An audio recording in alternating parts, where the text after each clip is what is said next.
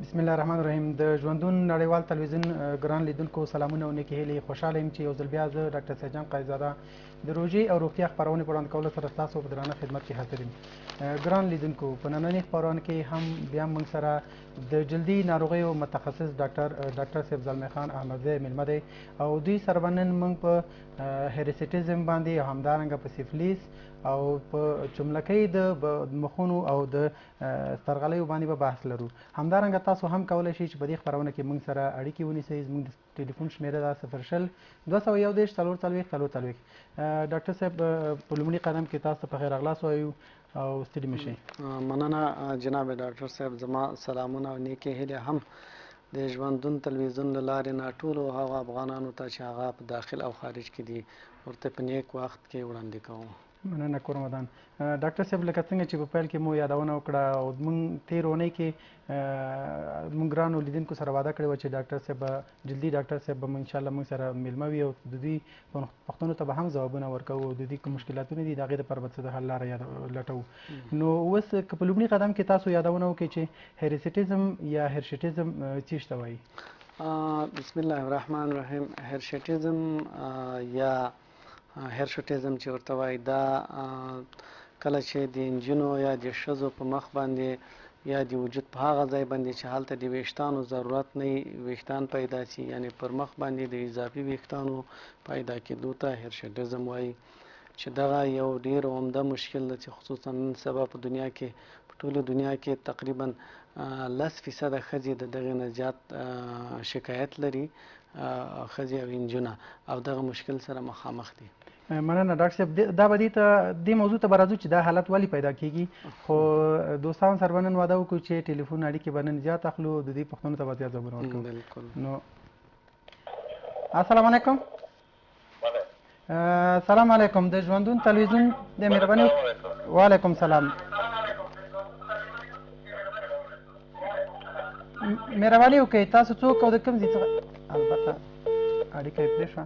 ډاکټر صاحب، اوس راځو دې موضوع ته چې دغه تاسو یادونه وکړه چې دغه حالت په نجونو او ښځو کې پیدا کېږي. دغه حالت که تاسو دا یادونه وکړئ چې ولې پیدا کېږي دا حالت، عمده لامل او مساعد کوونکي فکتورونه یې څه شی دي؟ دا کله چې په ښځو باندې اضافي ویښتان پیدا کېږي علتونه یې ډېر زیات دي، خو زه دلته یو څو عمده علتونو ته اشاره کوم چې هغه باید خلک په دې باندې پوه شي چې دا یو مخصوص مشکل لري. هر هغه کسان چې هغوی پر هغه زنانه او هغه نارینه د هغه په وینه کې 2 هورمونونه په عمومي ډول باندې په مساوي توګه باندې خپل فعالیت کوي، چې یو ته ټیسټرون وایي او بل ته انډروجن وایي. کله چې په ښځو کې ډاکټر صاحب ډېر وخت دغه موضوع ته به راشو، یو اړیکه به واخلو، بېرته به دې موضوع ته راوګرځو. السلام علیکم. مهرباني وعلیکم. دغه د تلویزیون اواز دې کم. مهرباني وکړه د ژوندون تلویزیون د مهرباني خیر اوسې. مننه. مهرباني وکړه وروره تاسو څوک او د کوم ځای څخه مو اړیکه نیولې؟ مننه کور دې ودان. سوال وایه. کومه پوښتنه؟ وعلیکم. نوم دې او د کوم ځای څخه دې اړیکه نیولې؟ مهرباني وکړه وروره که کومه پوښتنه لرې مهرباني.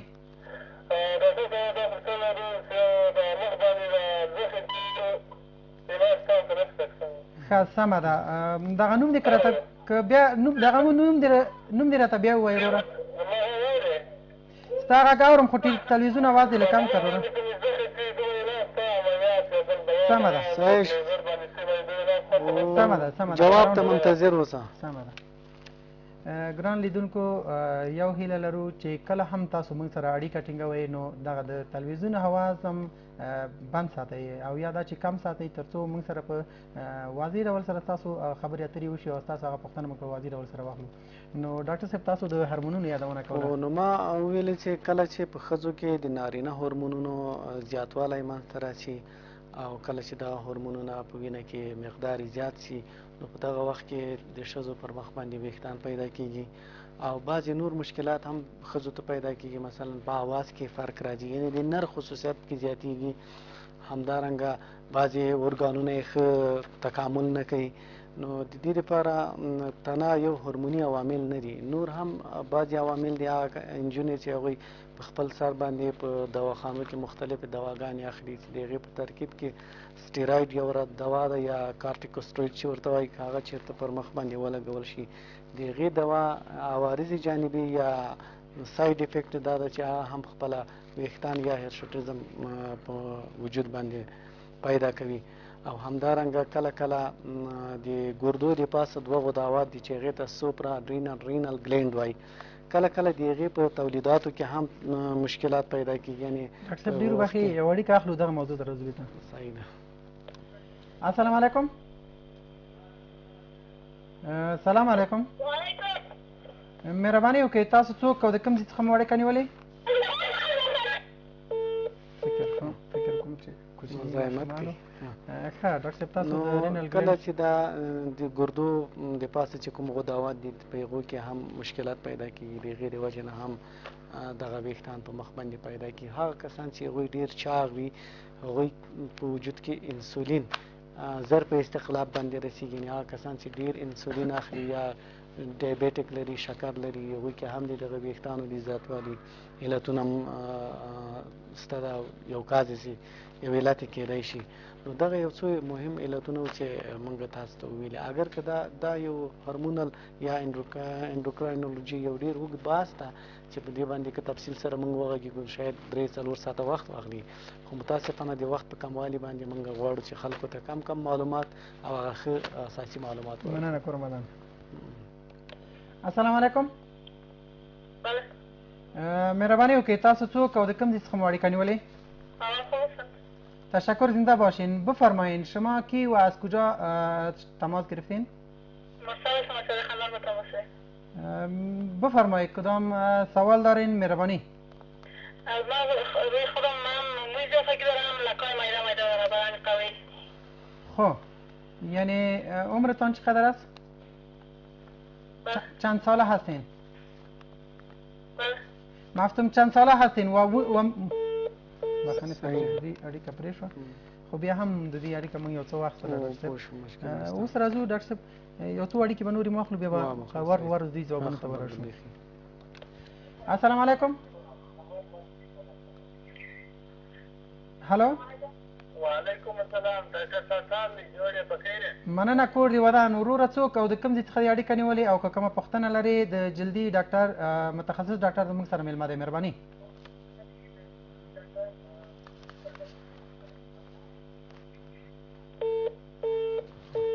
سره چې د دې اړیکه پرې شوه. اوس ډاکټر صاحب راځو دې ته چې که تاسو د دې یادونه وکړئ چې درملنه د دغه هیریسټیزم شته او که نه شته، نو همدارنګه درملنه خو نن سبا خوشبختانه فکر کوم چې دغه مرسل خور هم د چارقلات څخه پوښتنه هم دا وه چې زما په مخ باندې ویښتان دي، د دې پوښتنه به هم حل شي. مرسل خور دې هم زما خبرې په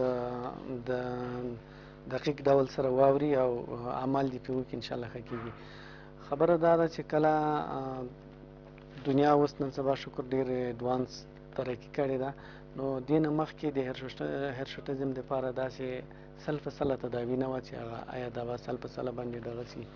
نو خوشبختانه اوس په دنیا کې یو څو قسمه لیزرونه راغلي چې یو د آی پی ایل په نوم باندې یادېږي، بل ډایوډ په نوم باندې یادېږي، اکسایمر په نوم باندې یادېږي، او همدارنګه فرکشنل لیزرونه دي چې هغه خاصا د هغو وظایف دا دي چې په د وجود په دننه په هغه پوستکي آخرینه ساحه کې چې د ویښته فولیکول جوړېږي یا د ویښته پیاز چې ورته وایي، هلته چې ویښته رشد کوي په هغې باندې تاثیر کوي او هغه نه پرېږدي چې دوباره نشونما وکړي. ډاکټر صاحب دغه موضوع ته راځو، یو اړیکه به واخلو په بښنې سره.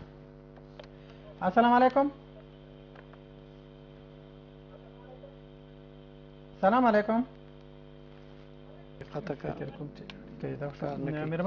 نو کله چې دغه لیزر د دې دپاره موږ په دقیق ډول باندې ورکړو او په هغه صحیح دوز باندې ورکړو، نو دا تقریبا 6 ځله لیزر کېږي. هر 20 ورځې بعد یو ځل دې ته موږ لیزر ورکوو. البته هغه کسانو ته موږ لیزر توصیه کوو چې د هغوی هورمونونه ډېر جګ وي او په څنګ کې ورسره موږ هغه تداوي ورته ورکړو چې د هغوی هورمونونه هم ښکته راولي او 6 ځلې موږ ورته لیزر ورکوو، نو دغه ویښتان د دې کاملا له منځه ځي. البته که چېرته واقعا نور مشکلات ولري یا مثلا د مرسل خور یادونه کړې وه چې دوی ویل چې بعضې کرښې هم لکه کرښې دغه کرښې په مخ هغه وایي چې په مخ باندې بعضې لکې دي هم لکې هم اکثره علتونه لري. مهم علت یې دا ده چې بعضې ښځې چې هغه حمل ولري په هغې کې ورته پیدا کېږي، بعضې چې لکټیشن یا شیدې ورکوي هغه وخت کې دغه لکې پیدا کېږي، او کله کله هغه نجونې چې هغه دوامداره سردردي لري پوزه یې بندېږي، او یا دوامدار لمر ته کار کوي یا کمخوني سره مخامخ یا د بدن نور داخلي مشکل ولري، نو د دې په مخ باندې لکې پیدا کېږي. دې خور ته موږ دا توصیه کوو چې دا د یو ښه متخصص ډاکټر سره اول مشوره وکړي چې دې د لکو علت معلوم سي، آیا دا داخلي دي یا دا د کمخوني وجې نه دي، په بدن کې نور کوم مشکل کا ویټامینونه کم دي یا د لمر سره پیدا شوي دي او یا داسې نور، نو بعد د هغې نه ورته دقیقه تداوي صورت نیسي. مننه ګرمه ده. السلام علیکم. هلو. السلام علیکم. وعلیکم سلام. وروره څوک او د کوم ځای څخه دې اړیکه نیولې؟ السلام علیکم. وعلیکم سلام. نوم دې او د کوم ځای څخه دې اړیکه نیولې؟ زه مسکین احمد خان نه اړیکه نیولې تاسو ته او ژوندون ټول همکارانو ته او ډاکټر صاحب زلمی خان ته ډېر ډېر زیات سلام دی. وعلیکم السلام. موږ هم او زموږ کارمندان هم تاسو باندې سلام وایي. مهرباني وکړه وروره کومه پوښتنه لرې نو مهرباني وکړه وروره.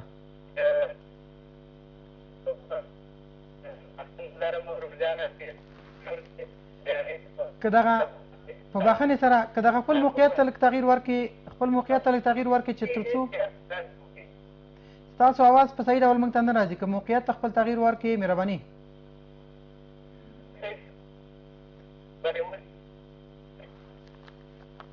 وکړه وروره.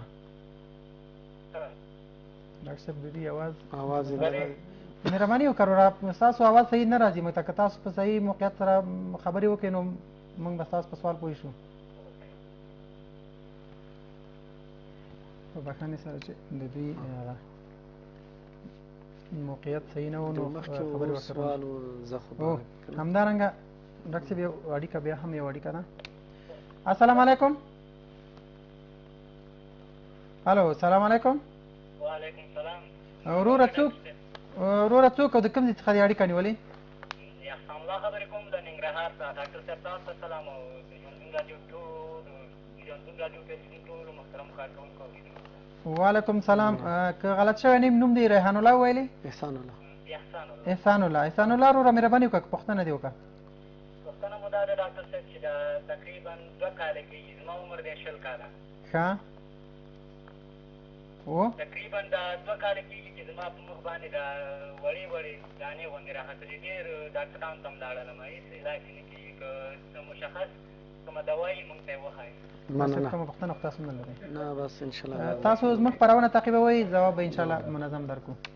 ښه ډاکټر صاحب احمدشاه بابا څخه یو ورور اړیکه نیولې وه. دوی ویل چې زما په مخ باندې زخې دي، آیا د دې لپاره څه کومه درملنه شته او که نشته؟ که درملنه شته نو تاسو د هغې په اړه څه یادونه کوئ؟ غواړم د زخو باره کې یو لنډ معلومات دې ځوان ته ورکړم چې دی په دې پوه شي چې زخې څنګه پیدا کېږي، ولې پیدا کېږي او علت یې څه شی ده.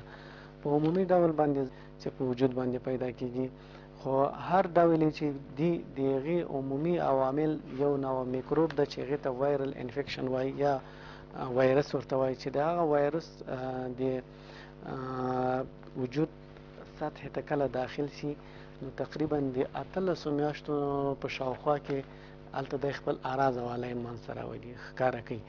نو دغه یو وایرل انفیکشن ده، ساري ناروغي ده او نورو ته هم ځي، د ده په بدن کې هم زیاتېږي. که چیرې د ده د وجود مقاومت کم شي نو امکان لري د ټول بدن ونیسي، او که چیرې د ده د وجود مقاومت ډېر ښه وي او نور هم مخ په وړاندې لاړ شي، امکان لري دغه وایرسونه له منځه لاړ شي، دی سر په خود جوړ شي. لیکن بیا هم د دې لپاره ډېره ښه تداوي چې کومه ده اولین لاین د سازمان صحي جهان په سطحه چې کوم ده هغه لیزر تراپي ده، چې هغې دپاره اوس ښه لیزرونه راغلي دي. نو دی باید یو ښه متخصص سره مشوره وکړي او یا زموږ کلینیک ته مراجعه. بیا هم مننه. السلام علیکم. السلام علیکم. مخني سره چې د دې اړیکه موږ سره صحیح ونه نیول شوه د احسان دا الله یو اړیکه بله هم اخلو. السلام علیکم. هلو سلام علیکم.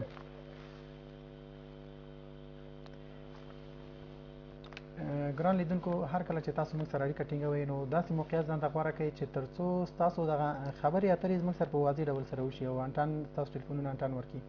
نو ګران لیدونکو ډاکټر صاحب زموږ سره لا ناست دی، انشاءالله تر خپرونې تر پایه به زموږ